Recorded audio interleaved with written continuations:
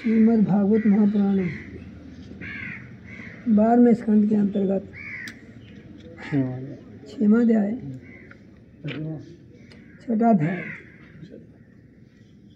परीक्षित की परम गति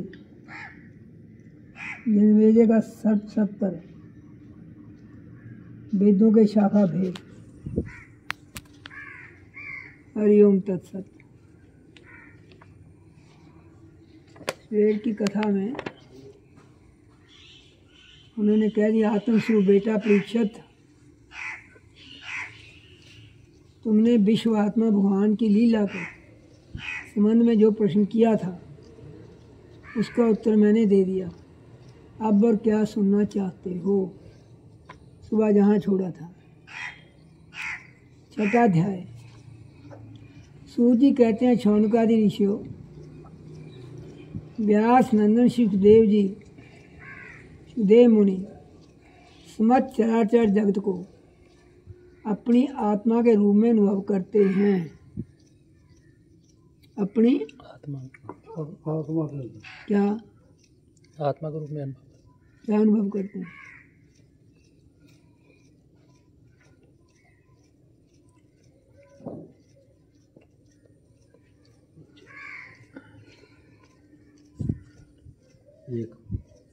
एक मैं ही हूँ। जो कुछ दिख रहा मैं ही हूँ, मेरे बिना कुछ नहीं है। सीधी बात समझो, तुम हो तो सब कुछ है। अब मेरे को कुछ याद आ गई बात। परमजीत का बच्चा छोटा था, 6वीं 7वीं पढ़ता था। मैंने पिता को प्रश्न कर दिया, सत्संग की बात चलती होगी तो पिताजी हमको किसने बनाया? भगवान ने। भगवान को किसने बनाया? उसकी बोलती बंद। वो कहता है तो स्वामी से पूछना पड़ेगा। तो सत्संग होता था वहाँ, भागवत क्या बंदे 25 होते थे। तो बाद में मैं कहता हूँ किसी ने प्रश्न करना कर लो। बच्चे ने हाथ खड़ा कर दिया, पीछे बैठा था आगे। तो मैं कहा अच्छा तुम करना। हाँ बोल, आगे आ, क्या प्रश्न है? कहते ही हमें किसने बनाया? मैं भगवान। भगवान को मैं कहता तुमने। सारे हंस पड़े, समझे तो है नहीं कोई। तुमने। वो हैरान कहता मैंने कैसे बनाया? बता तू। मैं दृष्टांत उसको दे दिया। उसका नाम तो परमजीत था, उसका नाम विनेश था, तेरी माँ का। उसको डैडी किसने बनाया तो मम्मी किसने उसको बनाया?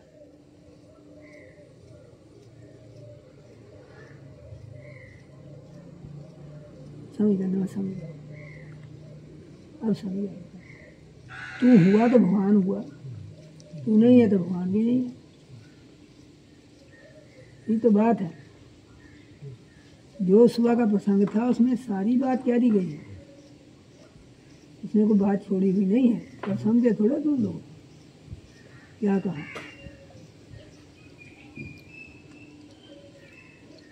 अपनी आत्मा के रूप में अनुभव करते हैं और व्यवहार में सबके प्रति समदृष्टि रखते हैं। व्यवहार में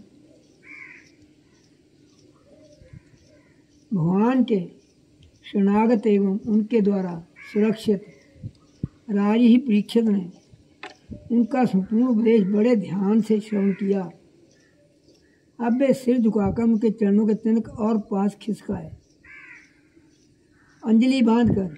अंजलि किसे कहते हैं? कहते हैं इसको कहते हैं अंजलि। इसको कहते हैं अंजलि। जहाँ अंजलि बांधी तो ये है। अंजलि बांधकर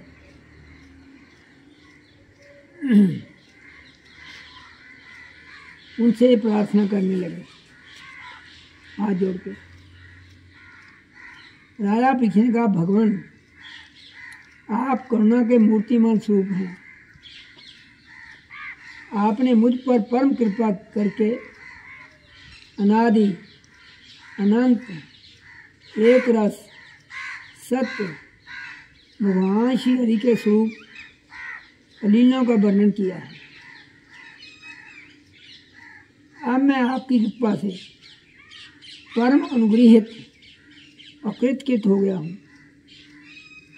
संसार के प्राणी अपने स्वार्थ परमार्थ के ज्ञान से शून्य हैं।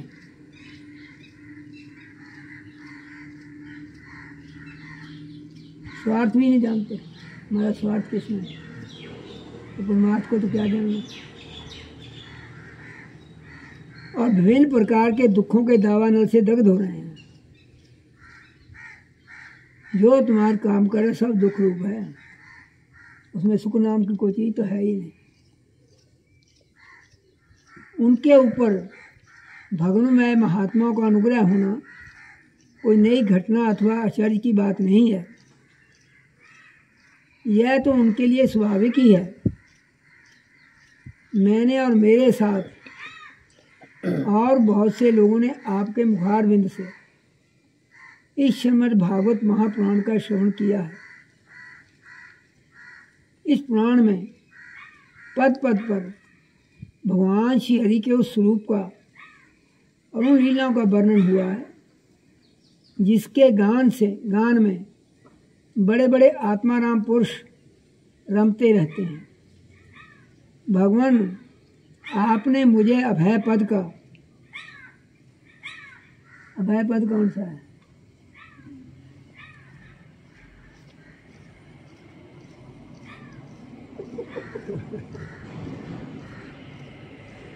अभय पद का, ब्रह्म और आत्मा की एकता का साक्षात्कार करा दिया है।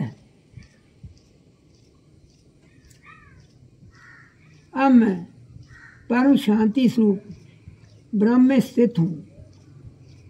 अब मुझे तक्षक आदि किसी भी मृत्यु के निमित्त से अथवा दल के दल मृत्यु से भी भय नहीं है। मैं अभय हो गया हूँ। ब्राह्मण, अब आप मुझे आज्ञा दीजिए कि मैं अपनी वाणी बंद कर लूँ, मौन हो जाऊँ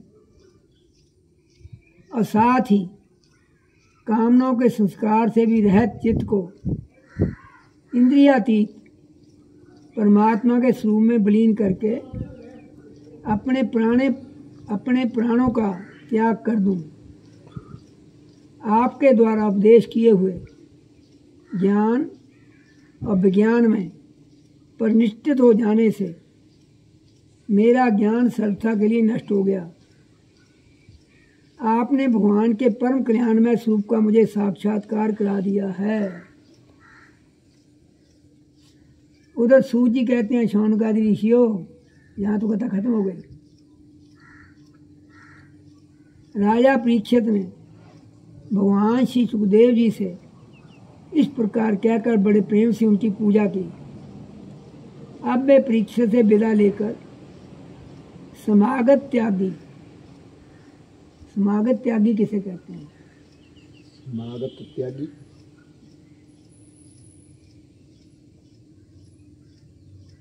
जिसने अपना सब कुछ त्याग दिया हो।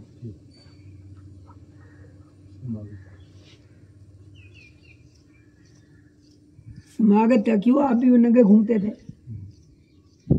तो उनके साथ कोई गश्ती थोड़े होने थे, जिन्हें मार रखा हुआ वो थोड़े होने थे।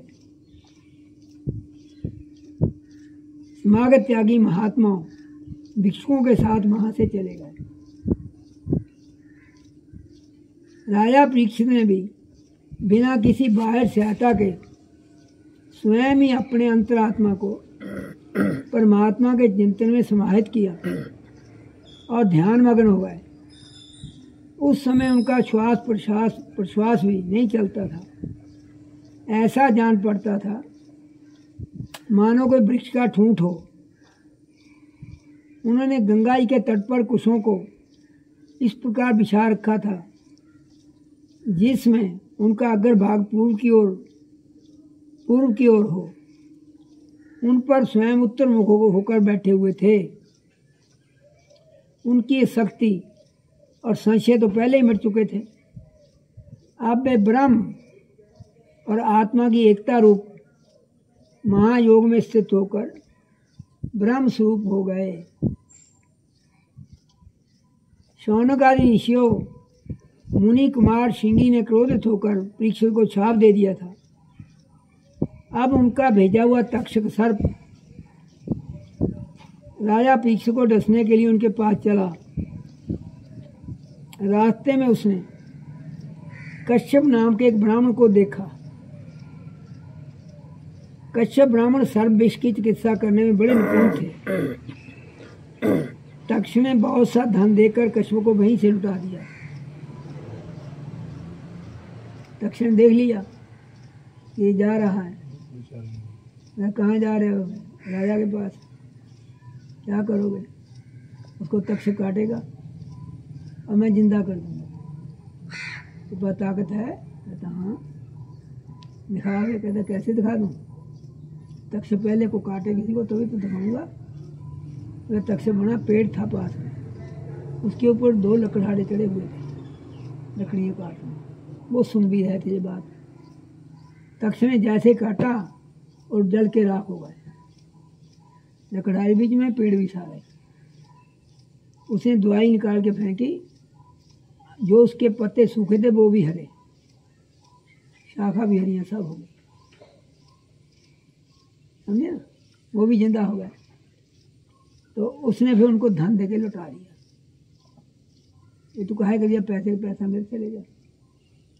एक कल में ये है, धन देकर कश्यप को वहाँ से लुटा दिया। उन्हें राजा के पास ना जाने दिया और स्वयं ब्राह्मण के रूप में छिपकर, क्योंकि वह इच्छा अनुसार रूप धारण कर सकता था, राजा परीक्षित के पास गया। उन्हें डस लिया। राजर्षि परीक्षित तक्ष के डसने से पहले ही ब्रह्म में स्थित हो चुके थे। अब तक्ष के विष की आग से उनका शरीर सबके सामने जलकर भस्म हो गया। पृथ्वी, आकाश और सब दिशाओं में बड़े जोर से हाय की ध्वनि होने लगी। देवता, असुर, मनुष्य आदि सब के सब परीक्षित की यह परम गति देखकर विस्मित हो गए। देवताओं की दुदुम्बियाँ अपने आप बज उठी। गंधर्व और अप्सराएं गान करने लगी। देवता लोग साधु साधु के नारे लगाकर पुष्पों की वर्षा करने लगे। जब जन्मेजय ने सुना कि तक्ष ने मेरे पिताजी को डस लिया है तो उसे बड़ा क्रोध हुआ। अब वह ब्राह्मणों के साथ विधि पूर्वक सर्पों का अग्नि कुंड में हवन करने लगा। तक्ष ने देखा कि जन्मेजय के सर्प सत्र की प्रज्वलित अग्नि में बड़े बड़े महासर्प भस्म होते जा रहे हैं। तब वह अत्यंत भयभीत होकर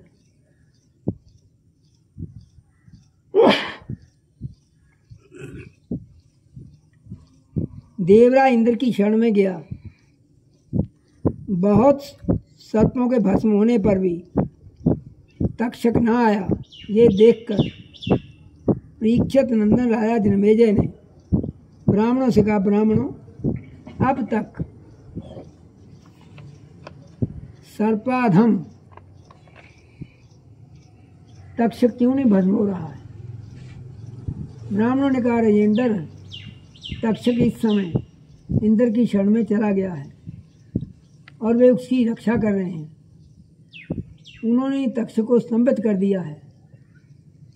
इसी से वह अग्नि कुंड में गिरकर भस्म नहीं हो रहा है। परीक्षित नंदन जन्मेजय बड़े ही बुद्धिमान और वीर थे।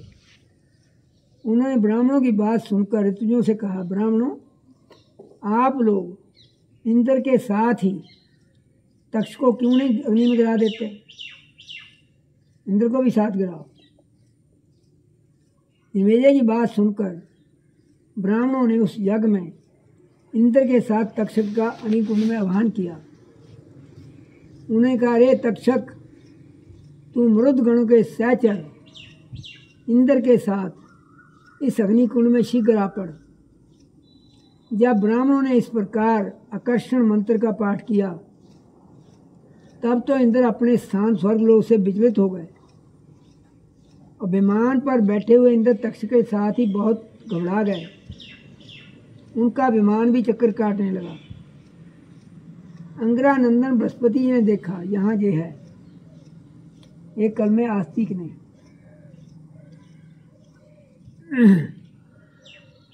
बृहस्पति जी ने देखा कि आकाश से देवराज इंद्र विमान और तक्षक के साथ ही अग्निकुंड में गिर रहे हैं। तब उन्होंने राजा जनमेजय से कहा, नरेंद्र, सर्पराज तक्षक को मार डालना आपके योग्य काम नहीं है। यह अमृत पी चुका है, इसलिए यह अजर और अमर है। राजन, ध्यान करो, जगत के प्राणी अपने अपने कर्म के अनुसार ही जीवन और मरणोत्तर गति प्राप्त करते हैं। मरणोत्तर का क्या मतलब? सिर लगा दिया कर, मरने के बाद उत्थे कैंची चलाना है, हट्टी जिथे कैंची नहीं चलती तेरी, सिर घुमांदा एडा बड़ा। मरणोत्तर, मरने के बाद गति प्राप्त करते हैं। कर्म के अतिरिक्त और कोई भी किसी को सुख दुख नहीं दे सकता। उसने भी कर्म किया था ना, मरा हुआ सांप उठा गले में डाल दिया था। ये कह रहा है जनमेजय, जो तो बहुत से लोगों की मृत्यु सांप से, चोर से, आग से, बिजली आदि से और भूख प्यास रोग आदि के निमित्तों से होती है, परंतु ये तो कहने की बात है कि उसको बुखार हुआ था, उसको हार्ट अटैक हो गया, उसको उल्टी आ गई थी जी, उसको बुखार चढ़ गया था, ये सब कहने की बातें हैं। वास्तव में तो सभी प्राणी अपने प्रारब्ध कर्म का ही भोग करते हैं। राजन, तुमने बहुत से निरपराध सर्पों को जला दिया है। बृहस्पति कौन है? देवता गुरु। टेंकू नहीं पता, देवताओं गुरु है ना, इंद्र को बचाना उसका फर्ज था।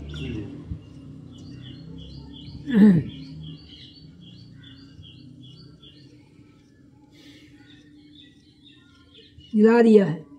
इस अविचार यज्ञ का फल केवल प्राणियों की हिंसा ही है, इसलिए इसे बंद कर देना चाहिए, क्योंकि जगत के सभी प्राणी अपने अपने प्रारब्ध कर्म का ही भोग कर रहे हैं। इसके आगे कुछ है? सूत जी कहते हैं, शौनकादि ऋषियों, महर्षि बृहस्पति जी की ये बात का सम्मान करके जनमेजय ने कहा, आपकी आज्ञा शिरोधार्य है। उन्हें सर्प सत्र बंद कर दिया और देवगुरु बृहस्पति जी की विधि पूर्वक पूजा की। ऋषिगण, ध्यान करो, जिससे विद्वान ब्राह्मण को भी क्रोध आया। किसको आया था? बेटे हाँ, क्रोध आया। राजा को शाप हुआ, मृत्यु हुई। फिर जनमेजय को क्रोध आया और सर्प मारे गए ना अग्नि में आके। ये वही भगवान विष्णु की माया महामाया है, ये अनर्वचनीय है, वाणी से कही नहीं जा सकती।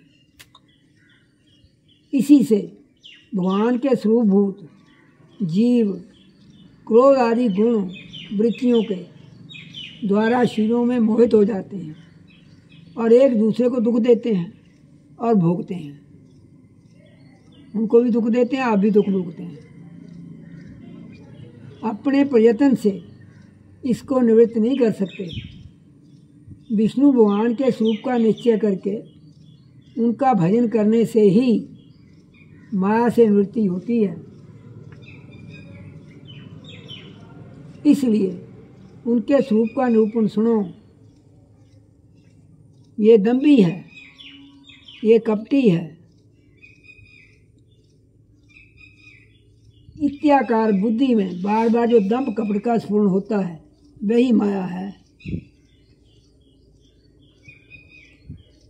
वो आदमी बहुत खराब है, वो आदमी भला है, कहते हो ना? हाँ, ये सब माया तो है और क्या है।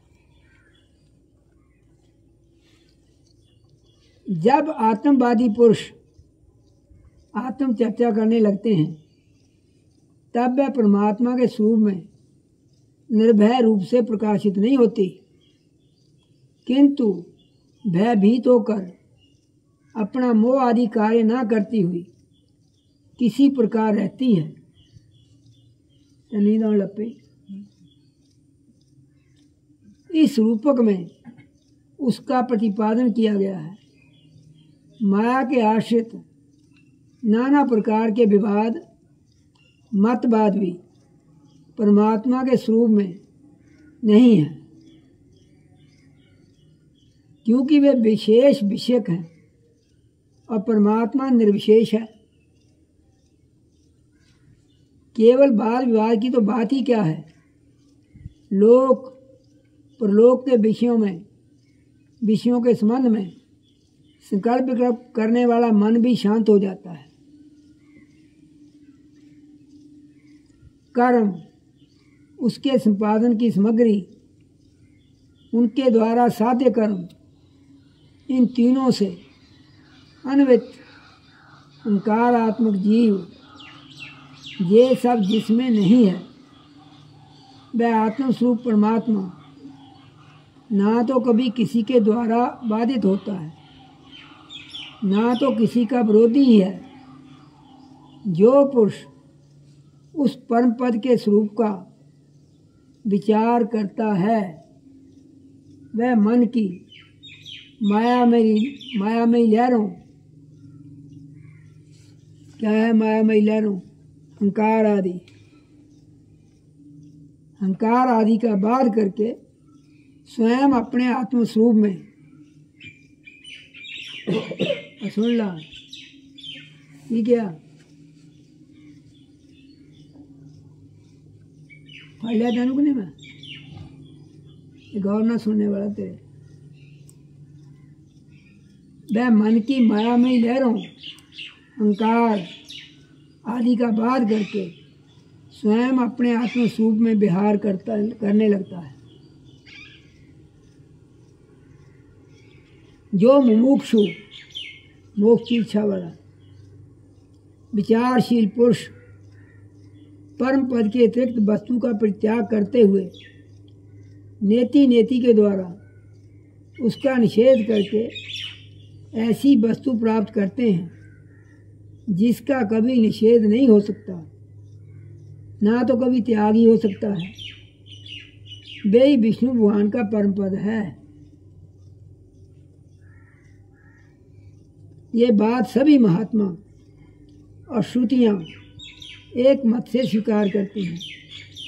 अपने चित्त को एकाग्र करने वाले पुरुष अंतःकरण की शुद्धियों को, अनात्म भावनाओं को सदा सर्वदा के लिए मिटाकर अन्य प्रेम भाव से परिपूर्ण हृदय के द्वारा उसी परम पद का लिंगन करते हैं, उसी में समा जाते हैं। विष्णु भगवान का यही वास्तविक स्वरूप है, यही उनका परम पद है। उनकी प्राप्ति उन्हीं लोगों को होती है जिनके अंतःकरण में शरीर के प्रति अहम भाव नहीं है। यही तो गाना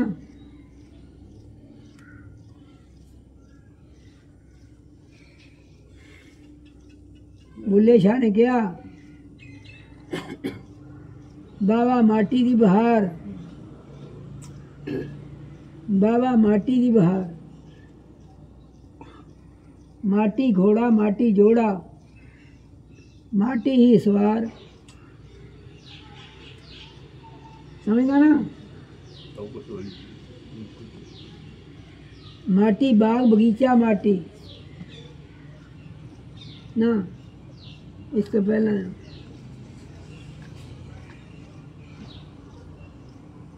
माटी ही सवार, माटी नू माटी मारन आई, माटी दे हथियार, माटी बाग बगीचा माटी, माटी दी गुलजार, माटी ਨੂੰ माटी देखण आई, माटी दी बहार।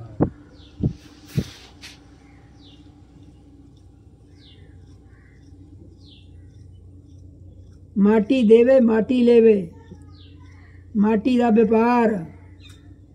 अरे तू कागज लेने की आ माटी आ,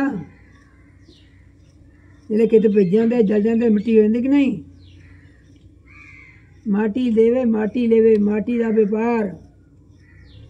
माटी खावे माटी पीवे, माटी ही आहार। माटी तोल तराजू माटी, माटी दा व्यापार। जिस तन पर बहुती माटी हैगी ना टिंकू, तिस माटी हंकार। हस खेड़ पर होई माटी, पौड़ी पैर पसार। पौड़ी के पैर पसारने ना। बुल्ले शाह, बुल्ला शाह कह रहा बाजार तो बुझी। बाजार तो किहनूं कहंदे आ टिंकू? बात हैं? गल लभणी पहली नूं बाजार तो कहंदे उर्दू च। बाजार तो बुझी, ला सिर पुणों मार। बाबा माटी दी बहार, बाबा माटी दी बहार। मैं मेरी ये सब मिट्टी आ। खाना पीना सब कुछ दाता को छड्या च। अहम भाव नहीं है, जिसके अंतःकरण में शीर के प्रति अहम भाव नहीं है, और ना तो इसके संबंधी गृह आदि पदार्थों में ममता ही है। सचमुच जगत की वस्तुओं में मैंपन और मेरेपन का रोप बहुत ही बड़ी दुर्जनता है। ये मैं हूँ, ये मेरे हैं। ना ये तू है ना कोई तेरा है, सब स्वार्थ के हैं। सुर नर मुनि के है ये रीति, स्वार्थ लाभ करें सब प्रीति। तुलसीदास ने कहता, बिना स्वार्थ से कोई कुछ नहीं बोलता। चाहे पत्नी है, चाहे पुत्र है, चाहे माता है, चाहे पिता है, चाहे कोई है, दुर्जनता है। शौनक जी, जिसे परम पद की प्राप्ति अभीष्ट है, उसे चाहिए कि वह दूसरों की कटु वाणी सहन कर ले।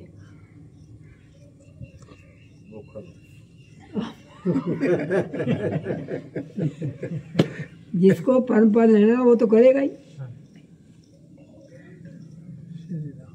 इसकी मैं बात सुना दूंगा, मेरे को बाद में याद कराना। कटु वाणी सहन कर ले, बदले में किसी का अपमान ना करे। इस क्षणभंगुर शरीर में, इस क्षणभंगुर अहमता ममता, ये मैं हूँ, ये मेरे हैं, करके किसी भी प्राणी से कभी बैर ना करे।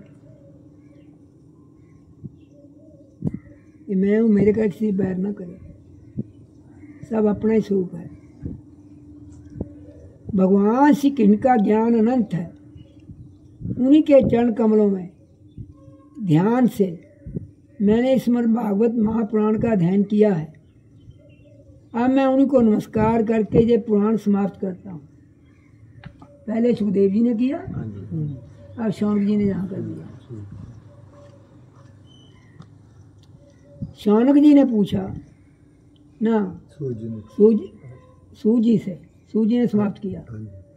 शौनक जी ने पूछा, साधु श्रोमणी सूत जी, वेद व्यास जी के शिष्य पैल आदि महर्षि बड़े महात्मा और वेदों के आचार्य थे। उन लोगों ने कितने प्रकार से वेदों का विभाजन किया? 4-6 थे उसके, पैल, जैमिनी और वैशंपायन और एक और था, वैशंपायन, पायल, जैमिनी, समंतु। ये 4 थे उसके, 4 वेद पढ़ाए थे उनको, अलग अलग विभाजन किया। ये बात आप कृपा करके हमें सुनाइए। सूत जी ने कहा, ब्राह्मण, जिस समय परमेष्ठी ब्रह्मा जी पूर्व सृष्टि का ज्ञान संपादन करने के लिए एकाग्रचित हुए। उस समय उनके हृदय काश से, कंठ, तालु आदि स्थानों से संघर्ष से रहित एक अत्यंत विलक्षण अनाहत नाद प्रकट हुआ। हमारे अंदर भी होता है।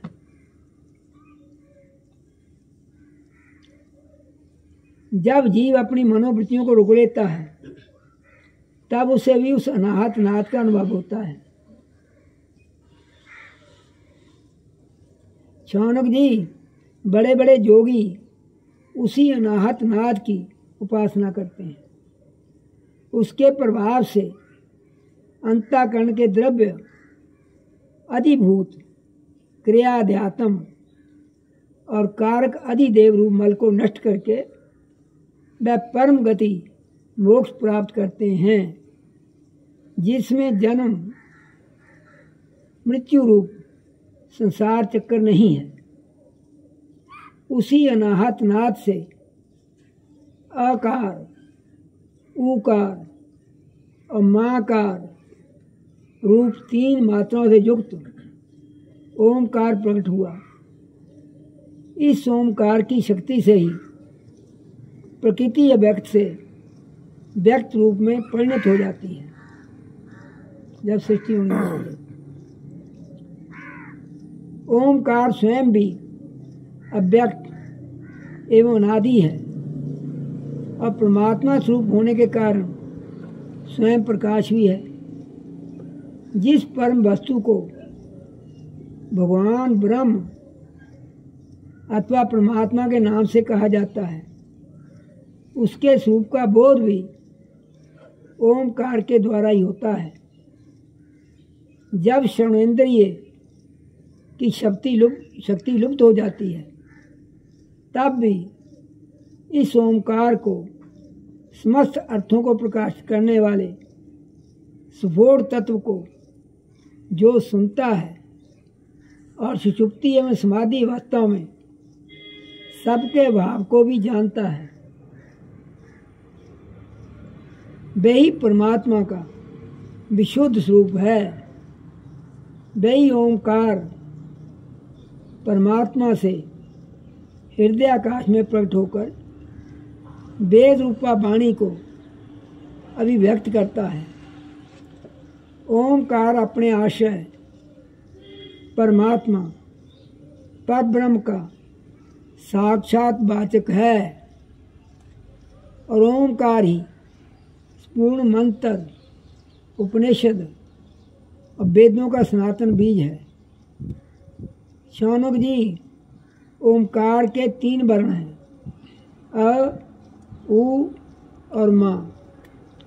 ये तीनों ही वर्ण सत्य, रज, तम, इन 3 गुणों ऋग्वेद, यजुर्वेद, सामवेद, इन 3 नामों भू, भुवः, स्वः, इन 3 अर्थों और जागृत, स्वप्न, सुषुप्ति, इन 3 वृत्तियों के रूप में 3-3 संख्या वाले भावों को धारण करते हैं। इसके बाद सर्वशक्तिमान ब्रह्मा जी ने ओमकार से ही अंतस्थ य र ल ब ऊषम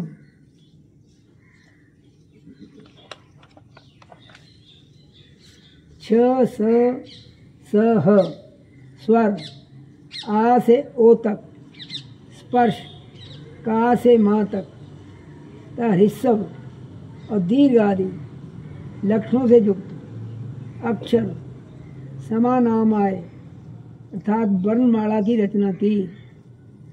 उसी वर्णमाला द्वारा उन्होंने अपने 4 मुखों से होता, अर्धव्यू, उद्गाता और ब्रह्मा, इन 4 ऋतुओं के कर्म बतलाने के लिए ओमकार और व्यार्तियों के सहित 4 वेद प्रकट किए और अपने पुत्र महर्षि मरीचि आदि को वेदाध्ययन में कुशल देखकर उन्हें वेदों की शिक्षा दी।